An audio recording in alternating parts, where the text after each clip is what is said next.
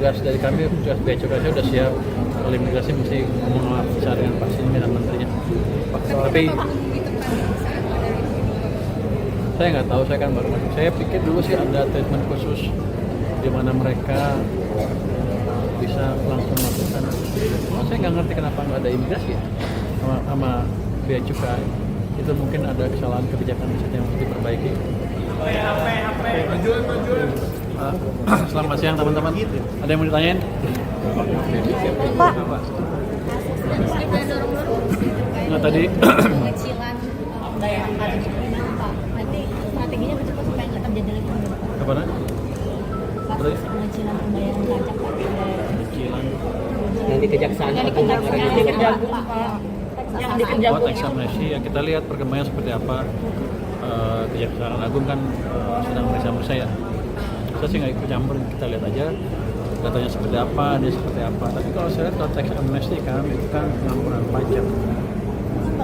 Nah, terkait teks amnesty Yang pengecilan pajak Pak. Oh yang pengecilan mana? yang diperiksa Kejagung bukan soal teks amnesty Pak, jadi soal pengecilan pajak. Dan pajak dari Jadi nilai pajaknya nggak sesuai sama pajak yang seharusnya. tahun berapa itu? 2016 sampai 2020 Pak. Oh, saya belum tahu itu, saya pelajarin. Ini saya belum tahu. Jadi dari penjelasan ke DPR artinya outlook defisit untuk tahun ini masih sesuai ya Pak dengan yang Defisit pasti akan di bawah 3%. Jadi masih ini yang paling penting adalah gini. Ketika kemarin ekonomi melambat, Anda kan tahu sampai September kan melambat sekali sampai rakyat turun ke jalan karena merasa hidupnya mulai tertekan. Ya otomatis kan pajaknya juga artinya bisnis juga melambat. Pajak juga melambat. Nah, waktu itu ketika seperti itu saya nggak bisa naikin pajak. Kenapa? Itu langkah yang nggak bijak. Kita harus kontrasikulikal untuk membalikkan ekonomi dari turun ke depan. Jadi kita biarkan apa adanya, lalu kita perbaikin cara pengumpulan pajak kita. Jadi saya tidak menaikkan pajak. Ada pajak-pajak baru dan rate juga naikin. Supaya itu kan secara nggak langsung berstimulus ke masyarakat dan ekonomi ya. Nah, dan dengan cara seperti itu ya normal lah kalau pajaknya sesuai dengan target. Tapi ke depan kalau kita kan ekonomi udah mulai balik kan baik nih. September akhir, Oktober, November udah agak kencang nih ekonominya. Dan tahun 2026 nanti juga udah lebih bagus lagi kalau kita bisa jaga momentum pertumbuhan yang tadi terjadi. Artinya masalah pajak bukan masalah isu besar lagi. Pak pajaknya? Kan tahun ini pajaknya akan Yang kita lihat adalah kita jaga defisitnya di bawah 3% PDB. Selain reformasi di bidang ada korteksnya update Pak. nggak Pak outlook shortfall pajaknya berapa? Ada, tapi nggak akan saya kasih dana. Kalau yang saya jaga adalah anggarannya berkesinambungan dan dampak ekonominya masih cukup besar. Kamera Pak, kalau Lapser kan 4,2% pasar pole itu masih sama atau? Kenapa? Kalau dari Lapser dibandingin APBN itu 4,2%, masih segitu shortfall Pak. Mungkin di kisaran segitu. Nanti kita lihat seperti apa. Kan Oktober, November, Desember tuh udah beda kan kondisi ekonominya. Saya pikir sih akan lebih baik dibanding perkiraan sebelumnya. Selain soal pelabuhan korteks, Pak, apalagi reformasi perpajakan yang mungkin akan coba ditekankan biar tidak ada manipulasi pajak lagi di kemudian hari Pak. Ini fokus Oh, kita akan perbaiki cara pengumpulan pajak konteks lagi betul, sebentar lagi betul. Nanti saya juga akan melihat turun ke bawah ke setiap kantor pajak melihat apa sih masalah yang mereka hadapi. Tapi kalau sekarang menekan mereka kan nggak fair juga. Kenapa? Sebelumnya kan ekonomi lebih susah. Kalau lagi susah orang dikejar juga susah. Kan duit juga nggak ada, uangnya nggak ada. Kayak gitu kira-kira. Jadi jangan mulai pengumpulan pajak seperti dalam keadaan normal. Karena waktu itu kita ekonominya lebih lambat. Kalau angka yang bisa cukup signifikan. Pak soal impor Pak soal impor beras ilegal Pak, beras impor ilegal masih di pelabuhan. Yang Bandara Morowali Pak, ini kan belum ada bea cukai sama imigrasi.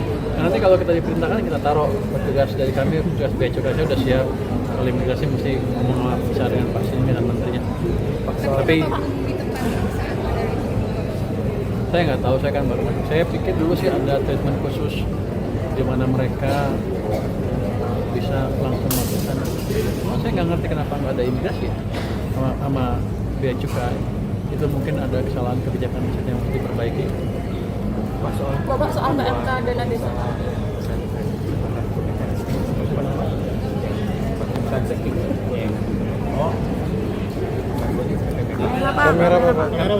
Nanti hari Senin akan diumumkan mekanisme seperti apa, cara ngadunya seperti apa, persyaratan seperti apa. Nanti kan kita pilih yang mana yang kita bisa bereskan lebih cepat. Minggu depannya saya mulai sidang dengan para yang ngadu tadi.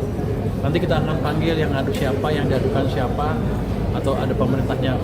Kalau di pemerintah kan kementerian yang mana yang menghambat program mereka, nanti kita bereskan nanti seperti itu. Atau kalau bisnis to bisnis juga sering kan, bisnis satu berantem dengan bisnis yang lain juga sering kita damaikan di situ, kita beresin di situ. Yang penting investasinya harus berjalan dengan baik. Nanti kalau di situ nanti ada peraturan yang mengganggu, nanti kita perbaiki dengan lewat Pokja 3-nya, Satgas 3-nya. Pak, soal beras impor ilegal itu masuk di Pelabuhan Sabang sama di Pelabuhan Batam, itu bea cukai gimana caranya untuk kita akan beresin. Jadi bea cukai saya udah panggil mereka, bukan kita rapat internal ya. Kita bilang, kita diskusikan dengan mereka, saya bilang begini, image bea cukai kurang bagus di media, di masyarakat, di pimpinan tertinggi kita. Jadi kita perbaiki. Yang mana kameranya? Depan Pak. Jadi kita harus perbaiki dengan serius. Saya bilang dengan mereka, saya sudah minta waktu ke Presiden 1 tahun untuk nggak diganggu dulu. Saya biarkan waktu saya untuk memperbaiki bea cukai. Karena ancaman serius. Kalau kita bea cukai nggak bisa memperbaiki kinerjanya dan masyarakat masih nggak puas, bea cukai bisa dibuka diganti dengan SGS seperti zaman dulu lagi. Jadi sekarang bea cukai, orang-orang bea cukai mengerti betul ancaman yang mereka hadapi. Jadi mereka sudah amat semangat untuk memperbaiki kinerja mereka. Dan kita sudah mulai terapkan AI di stasiun bea cukai. Jadi nanti under invoicing akan cepat terdeteksi sambil kita perbaiki yang lain. Jadi kita pelajari betul. Jadi sekarang cukup baik kemajuannya. Saya pikir tahun depan sudah aman lah. Artinya bea cukai akan bisa bekerja dengan baik dan profesional. Ada potensi nggak? Karena gini saya bilang, kalau kita gagal memperbaiki nanti 16.000 orang pegawai bea cukai dirumahkan. Jadi mereka orang bea cukai pintar-pintar dan siap untuk merubah keadaan. Berarti tidak ada potensi ada baru dana desa Pak, itu kan pencairannya cuma bisa dilakukan setelah Komdes berdiri ya Pak di desa itu gimana? Siapa ya aturan siapa tuh? Aturan yang saya tahu ya itu. Dana desa kan sebagian dipakai untuk bayar koperasi merah. Nanti kita lihat seperti apa ininya.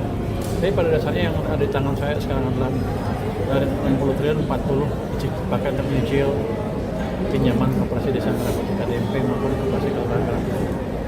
Pak, satu lagi Pak. Legalisasi thrifting dan ada kelanjutan. Akibat bandar yang di mana Morowali itu Pak, apakah Bapak sudah memberitakan berapa kerugian yang terjadi Pak?